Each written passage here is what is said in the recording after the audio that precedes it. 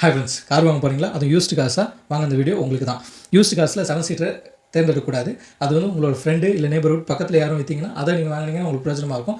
தெரியாத இடத்துல நீங்கள் வந்து யூஸ்டு கார் 7 சீட்டர் தேர்ந்தெடுத்தீங்கன்னா அதோட சர்வீஸும் உங்களுக்கு பண்ணுறதுக்கு அஃபோர்டாக இருக்காது. ஸோ நீங்கள் மேக்ஸிமம் தேர்ந்தெடுக்க வேண்டிய பிராண்டு வந்து மாருதி எடுத்திங்கன்னா உங்களுக்கு நீட்டாக இருக்கும். மாருதியில் வந்து ஆல்டோ இருக்குது, 800 இருக்குது, இந்த மாதிரி வேகனர், அதுக்கப்புறம் போனீங்கன்னா ஷிஃப்ட்டு, அதுக்கப்புறம் வந்து நீங்கள் டாட்டாவில் எடுத்திங்கன்னா டிகார் இருக்குது, டியாகோ இருக்குது. இந்த மாதிரி சிம்பிளான பிராண்ட் எடுத்திங்கன்னா சர்வீஸும் உங்களுக்கு வந்து சீப்பாக முடியும். உங்களால் இன்றைக்கி நாளைக்கு ஏதாச்சும் ஒரு பிரச்சனையில் மாட்டினாலும் அதுலேருந்து ஈஸியாக வெளியே வரலாம். அதை விட்டு நீங்கள் பெரிய பெரிய பிராண்ட் எடுத்திங்கன்னா ஏமாற்றத்தில் வந்து முடியும். ஏமாற்றத்தில் முடியாது, காசு இருந்தால் செலவு பண்ணலாம். ஆனால் காசு இருந்தால் எங்கே யூஸ்டு கார் பக்கம் போகணும். ஸோ நீங்கள் எடுக்கும்போது தெளிவாகிடுங்க. அதே மாதிரி நீங்கள் எங்கே எடுக்கலாம்னு கரெக்டாக கேட்பீங்க. எங்கே எடுக்கலாம்னா உங்களுக்கு பக்கத்தில் இருக்க டீலராக பார்த்து எடுத்திங்கன்னா என்னைக்காக இருந்தாலும் எந்த பிரச்சனை இருந்தாலும் அவர்கிட்ட போய் கேட்கலாம். ஆனால் பிரச்சனை வந்ததுக்கப்புறம் அவர்கிட்ட போய் கேட்டால் கையை தான் விரிப்பார்.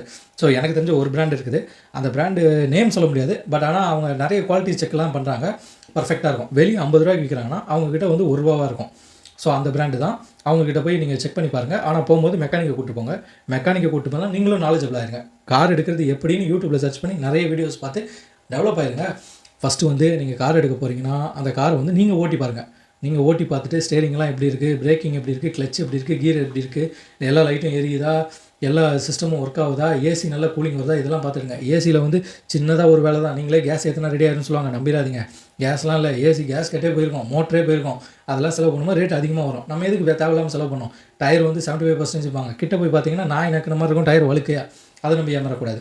ஸோ மெக்கானிக் கூப்பிட்டு போனால் நம்மளும் ஐடியாலஜியாக இருக்கணும். லோயர் ஆர்ம் இருக்குது, ஆம்ரெஸ்ட் இருக்குது, இதெல்லாம் எப்படி இருக்குது, நல்லா இருக்கா, க்ளீனாக இருக்கா, சிஸ்டம் ஒர்க் ஆகுதா, எல்லாத்தையும் பார்த்துட்டு பர்ஃபெக்டாக ஒரு காரை சூஸ் பண்ணிங்கன்னா அதுவும் பேசிக் மாடலாக சூஸ் பண்ணுங்கள். மாதிரி எல்லாம் சூஸ் பண்ணிங்கன்னா உங்களுக்கு வந்து விலைவாசிக்கு இன்றைக்கி விற்கிற பெட்ரோல் விலைக்கு கரெக்டாக இருக்கும், கம்ஃபர்ட்டாக இருக்கும். மைலேஜ் ஒன்று சொல்கிற அளவுக்கு பெருசாலாம் இருக்காது. ஆனால் வந்து பொருள் வந்து ஈஸியாக வாங்கலாம். நம்ம வந்து அஃபோர்ட் பண்ணுற மாதிரி வாங்கலாம். நம்ம வந்து ஒரு ஹை எண்டான ஒரு கார் எடுத்துட்டோம், இந்தியாவில் இருக்க பிராண்டே இல்லை, ஆனால் இன்றைக்கி ட்ரெண்டில் இருக்குது, 7 பேர் போகலான்னு எடுத்துட்டோம்னா அதில் ஒரு சின்ன சின்ன பொருளும் நம்ம போய் நிற்கிற மாதிரி ஆகணும். நம்மளே வந்து ஜாலியாக போகணும், ஃபேமிலியோட வெளியே நம்ம ஊருக்கு போகணும் தான் எடுக்கிறோம்.